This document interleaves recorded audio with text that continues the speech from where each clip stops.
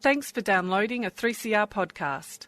3CR is an independent community radio station based in Melbourne, Australia. We need your financial support to keep going. Go to www.3cr.org.au for more information and to donate online. Now stay tuned for your 3CR podcast.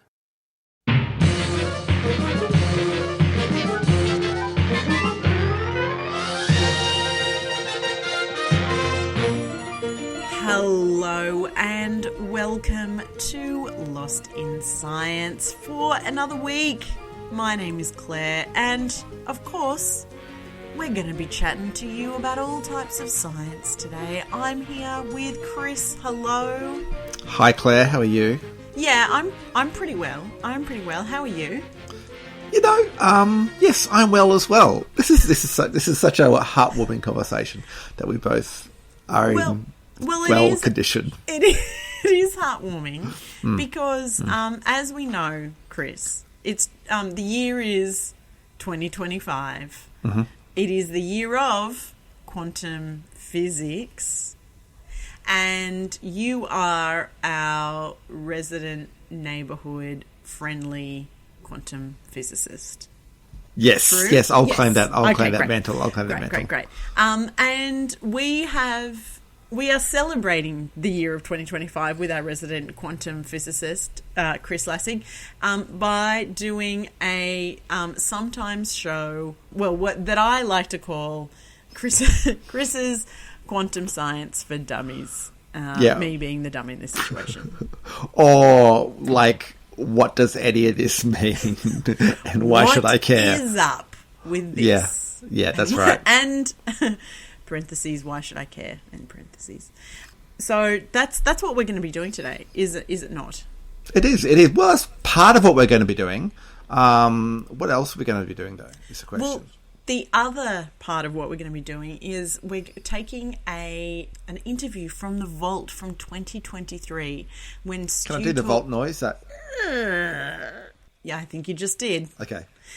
And Stu interviewed Dr Ellie Paine, who is a phycologist and marine biologist, and Stu and her had a fascinating conversation a couple of years ago about the opportunity for using kelp, like giant kelp, as a way to draw carbon and capture it as carbon and then sink it down into the ocean.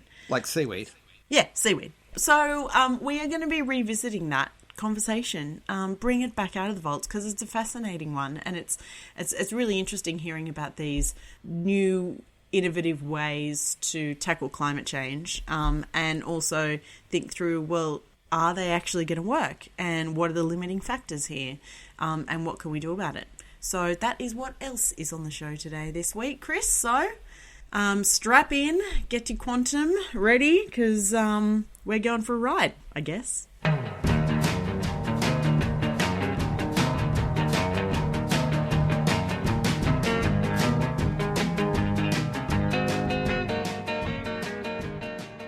So, Chris, as I said in the intro, it is International Year of Quantum Physics and Quantum Research, I believe. 2020 Science and Technology, I think. Maybe? Quantum Science and Technology. Thank you. Maybe you should be doing the intro for this. That's what I'm here for. Yeah.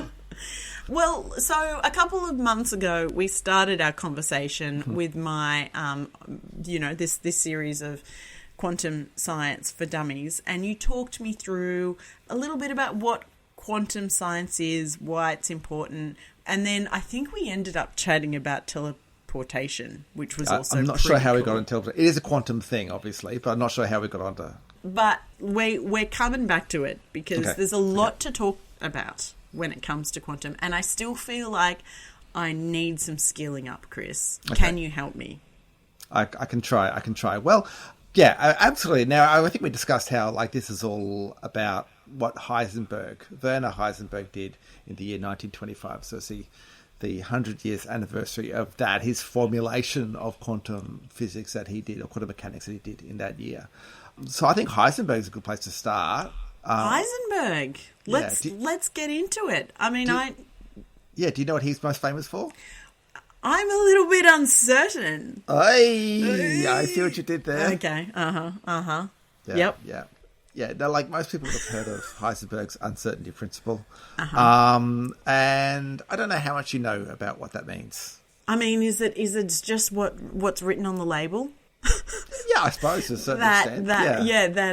That you can't be certain. Is it something to do with the duality of measuring photons and waves, that sort of thing? It's all connected. You know, Okay. If we could draw a big map, it would all be connected. Yeah, it's totally. It's expresses a number of things. I mean, one is just simply the fact that in the quantum world, there is a lot of randomness and uncertainty, and it's kind of inherently fuzzy, I suppose, in that sense. But the fuzziness depends on the way that you're looking at things. And specifically with Heisenberg's uncertainty principle, it's basically the most common kind of people know of it is that you can't know the position of a particle and its momentum precisely at the same time. Like there's a connection. Like the more precisely you know the position of something, the less precisely you know its momentum, which is related to its velocity and that sort of thing, the way it's moving. And similarly, the better you know its momentum or its velocity, then the less certain you are about its position. Right. As it applies to very small things. Yeah, as it applies to very small things. Because, the equation has like an amount that connects these things, and it's quite a small little factor. So it really only applies at that small level. But yeah, it's related to the wave and particle thing, because a wave, it's got like, so a thing could be a particle or a wave, and the particle is like a little point. And so its position, as you can imagine, is fairly well known. You can say this is the particle here. It's this one little point in space, whereas a wave is like it's a thing with a known frequency, and the frequency is related to its energy and its momentum. It's going in a particular direction.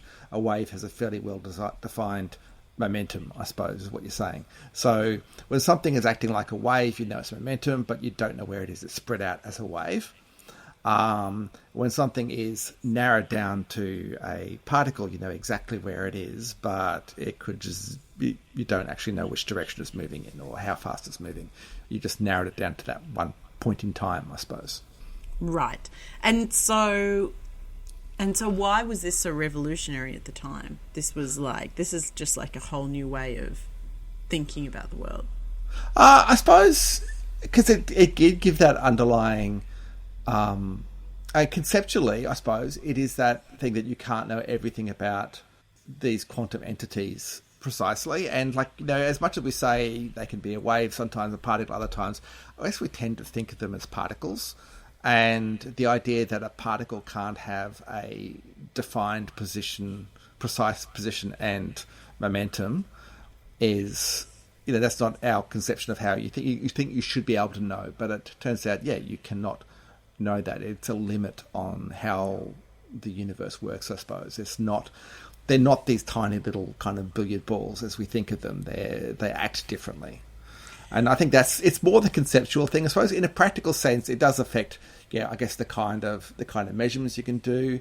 There is the reason it's with position momentum is because they have a particular relationship, those two quantities. There's a similar kind of relationship between energy and time. It's a similar kind of thing, and various other things that you might measure. They're kind of, I suppose, they're complementary in some way. These different quantities. And does it just infuriate physicists no end that you cannot do both these things, that uncertainty principle exists? Like, it just sounds infuriating. Well, I mean, you get used to it, I guess is the answer there. You sort of get used to the nature of things when they're revealed. Yeah. But it's all, I guess it's all connected with the stuff that, that say, Einstein had an issue with about, God does not play dice with the universe. There's this inherent randomness.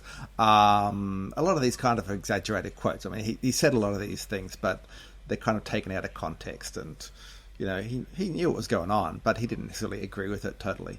And, his famous thing, the EPR thought experiment, which is all about when you've got entangled particles, so two kind of quantum systems that are separated, and what you know about one affects what you can know about the other. And you're looking at, in that sort of things, you're looking at these kind of, not exactly position and momentum, but similar kind of quantities that have that relationship. And so basically, it's absolutely not the example they give, but if you had these entangled things and they're connected and they had the same value for these things, you measure the position of one, you know that the position of the other one is exactly defined and the momentum isn't, even though could be a long way away, like in the other side of the universe even, you know exactly that if you made a measurement on this one, that what can be known about the other one, even though it's on the other side of the universe, potentially.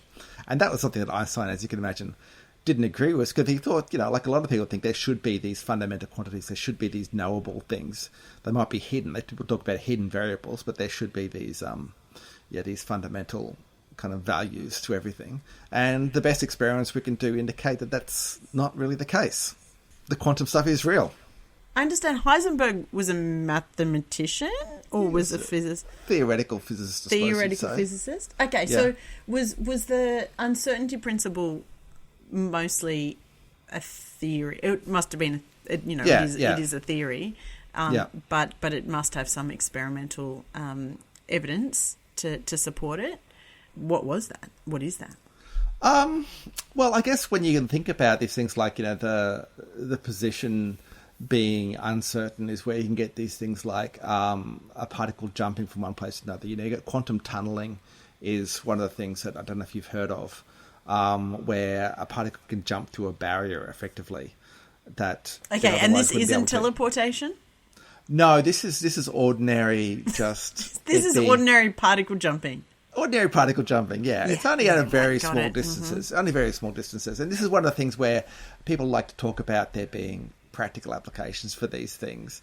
This is one of the thinnest ones for practical applications for me, is that when you got your USB drive that has like information stored in digital circuits and that sort of thing in semiconductors, to delete the information off, you basically have to get all the particles to jump essentially through a barrier that's holding them in place, and to wipe all the information. And that's sort of done when you delete the information off your USB drive. You're using quantum tunneling to do that.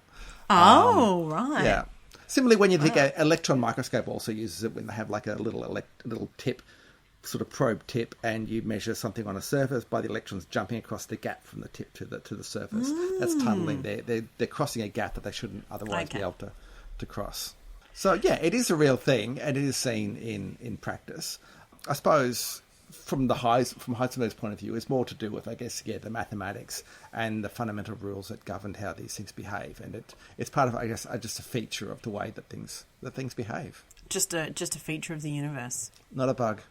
All right, Chris. Well, I think I have a little bit more of a nuanced understanding of what Heisenberg, why his theory's so great, if not a little bit uncertain. I reckon, Chris, next time on Chris's Guide to Quantum Physics for Dummies, the dummy being me, we should get into some more of the practical applications of quantum physics, because it's fascinating to hear about them. I mean, electron microscopes, clearing all the information out of my USBs. So important. But they're everyday things. I love hearing about that stuff. So can we talk about that next time? Totally, yeah. Except for a single, very powerful radio emission. Of course, a transmitter of that sort isn't exactly standard equipment. Science and technology must be absolutely mind-boggling. Of course, it's mostly on the theoretical side. Well, so far. Across Australia on the Community Radio Network, you're listening to Lost in Science. So I've got with me today Dr Ellie Paine from the University of Tasmania. Thanks for joining us on Lost in Science. Thank you for having me. I'm excited to be here. The first thing I want to ask is, why on earth would anyone want to grow seaweed? Yeah, so seaweed is a really important part of the marine ecosystem. It performs a lot of roles in the marine environment, such as a habitat for marine life. as well as performing really important nutrient cycling roles. So it takes up carbon dioxide out of the seawater and then converts it into organic carbon, which can then be stored within the seaweed tissue and used for, growth or reproduction.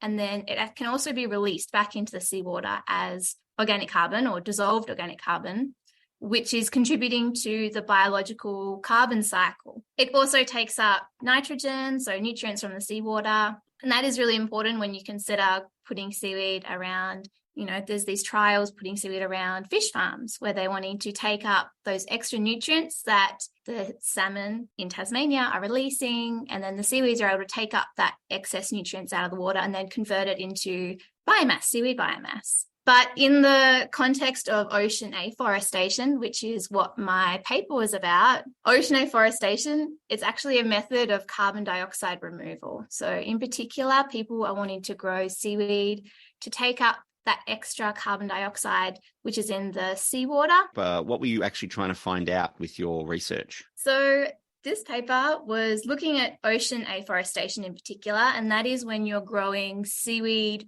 offshore, so that is off the continental shelf, so in the open ocean, at great scale for the purpose of carbon dioxide removal.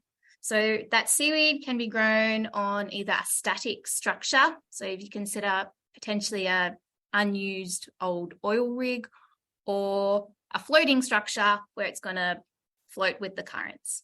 And we wanted to actually look at whether the iron concentrations in the open ocean are able to support seaweed growth, because iron, we already know, and this has been recorded in the literature for 20 years now, that the iron availability in the open ocean does not support the phytoplankton growth out there.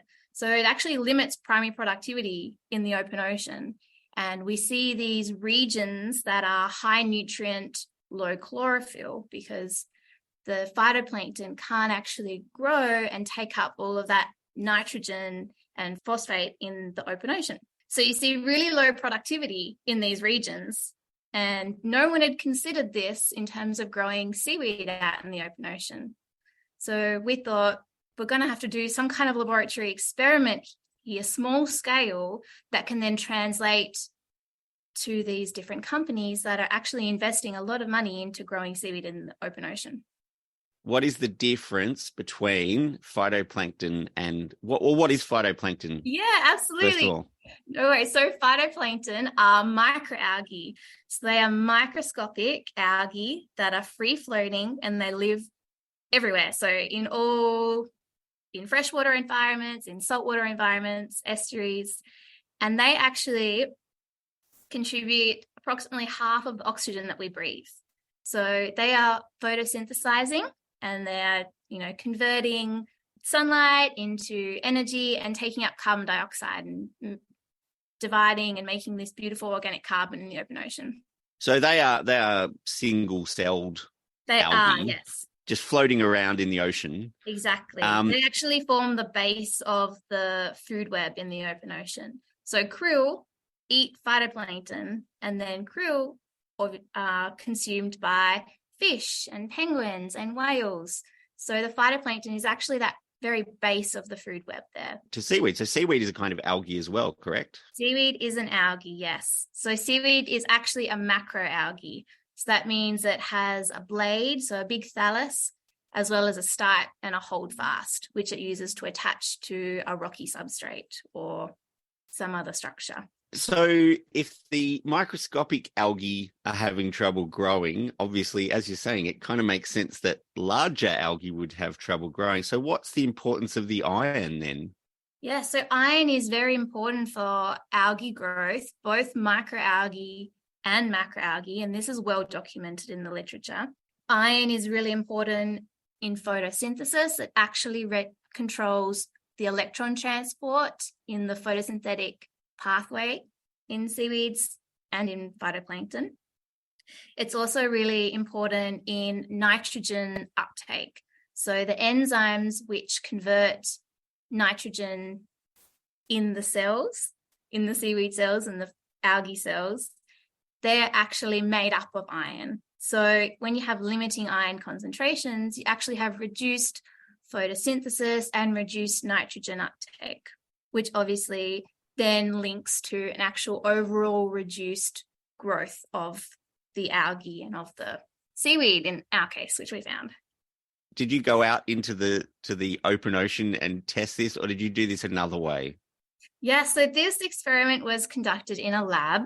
We did use open ocean seawater. So I didn't personally go into the Southern Ocean, but there was a cruise a few years ago on the Investigator, which is the CSIRO's research vessel. They went down, I think it was 2018, this seawater was collected, and in trace metal free conditions. So they take these carboys and they make sure they're really, really clean and there's no potential contamination from any other metal sources. And they sample the seawater at about 20 meters depth and then transport it up onto the vessel and make sure it's all really secure, and then there's going to be trace metal free. And that ensures that we've got a representative seawater sample from the Southern Ocean or from wherever you're taking your open ocean seawater sample from. Yeah. And then what did you do? You grew seaweed in that seawater sample? We did. So we took that seawater back to our lab down at IMAS, the Institute for Marine and Antarctic Studies in Hobart. I constructed a trace metal free positive pressure bubble. So we used a laminar flow hood, which actually sucks in air through a filter and then pushes it out through the front opening. And this filter actually strips the air of any potential metals. So in that environment is very, very clean, and then we have no contamination. And we built a big plastic bubble around this laminar flow hood. So it created this positive pressure bubble with that filtered laminar flow airflow into the bubble. And then we had a door which flaps open when you've got the air passing out to make sure that no iron or no other metals are actually able to get into that bubble. This ensures it's a very clean environment and that we're not having any contamination in that ocean seawater. We have these little chambers which I made out of plastic bottles that we had drilled holes in the top, and through these holes we used silicon tubing. And again, you're making sure that there's going to be no potential contamination getting into these little bottles. So you've got air filters that are attached to these tubes at the top. So for the seaweeds to grow in these chambers, we had to have the seawater, and we've also got to have airflow. So you've got to introduce carbon dioxide for the seaweeds to be able to photosynthesize. By having these tubes that feed through the top of these jars with air filters on them, we were ensuring that there was no contamination from the air actually going inside our experimental containers. And then we cut the seaweed into approximately 5 centimeter round discs, and we make sure that they're clean of phytoplankton, because phytoplankton can also sit on the surface of seaweed and live there, before placing them in these chambers. We controlled the amount of iron in these chambers. We had a gradient. So we had 7 concentrations in total, ranging from 0 nanomoles of iron, and then we went all the way up to 40 nanomoles of dissolved iron. And we did this gradient so we could span environmentally relevant, so at that really low concentration, or no iron in open ocean seawater, versus a more of a coastal situation, so where we do see a lot of seaweeds growing and we know that the iron concentrations are suitable for growing seaweed. What did you find? Did you find that adding more grew better seaweed or more seaweed? Yes, absolutely. So we found that at the low iron concentrations, our seaweeds they died very quickly. This experiment ran for 2 weeks, and it was meant to run for longer than 2 weeks. We actually had to cut it short at that 2-week mark, because the seaweeds spanning from the 0 nanomoles of iron up to about 20 nanomoles of dissolved iron actually were starting to fall apart, and they had very low pigment contents, and they were degrading. So they weren't able to actually survive in that low iron environment. Versus when we looked at the higher iron concentration, so at 45 to 120 nanomoles of dissolved iron, you see some beautiful, highly pigmented seaweed growth. They did grow better. we determined at the end of the experiment that the iron concentrations in the open ocean are actually 1,000-fold lower than are required for seaweed growth. And this was the massive finding from this experiment. So ultimately, if someone did want to grow seaweed artificially in the open ocean, they're going to have to add iron to the ocean. Yes, and this is the big thing that we concluded as part of this research, was that if you wanted to start growing seaweed in the open ocean, you are going to have to fertilize with iron. And this comes with its own suite of issues in terms of gaining social license. So it's currently actually illegal to fertilize the ocean with iron at the moment. And this is because in the early 2000s, they started doing these iron fertilization experiments and just realized that it wasn't going to be a feasible or very environmentally friendly thing to actually do. And when you consider growing seaweed in the open ocean, if you want to also include that iron fertilization, you then have a compounded perturbation of the open ocean. You're not only introducing seaweeds, you're also introducing extra iron, and that's going to have a whole suite of effects in terms of changing the open ocean ecology. In our low iron concentrations, we saw significant dissolved organic carbon release by the seaweeds. So this organic carbon that is released by the seaweeds is then consumed by the microbes, the bacteria that are living in the ocean. It's actually their food source. So you could potentially be changing the ratio of bacteria and phytoplankton in the open ocean compared to what is currently naturally occurring there. And that's all going to have an impact on the carbon levels in the seawater and all of and probably atmospheric carbon as well. Absolutely. There are so many unknowns associated with this that will need ongoing research before I think it's actually considered a potential carbon dioxide removal strategy, one that's actually going to, benefit and actually cause a reduction in the carbon dioxide levels, which is the whole point of this. Thank you for joining us on the show this week, Dr. Paine. Thank you for having me. That's all we have time for on another episode of Lost in Science. Thanks for listening. Lost in Science is recorded on the lands of the Kulin Nations and the Ngunnawal people and broadcast across Australia on the Community Radio Network with the kind support of the Community Broadcasting Foundation. If you would like to get in touch with us, we would love to hear from you. You can drop us a line at lostinsci@gmail.com. You can find us on Facebook, where we are Lost in Science on 3CR, or you can just tune in wherever you find us, on your radio, on your podcast, next week when Chris, Stu, Lyndon and Claire get Lost in Science. Thanks for listening to a 3CR podcast. 3CR is an independent community radio station based in Melbourne, Australia. We need your financial support to keep going. Go to www.3cr.org.au for more information and to donate online.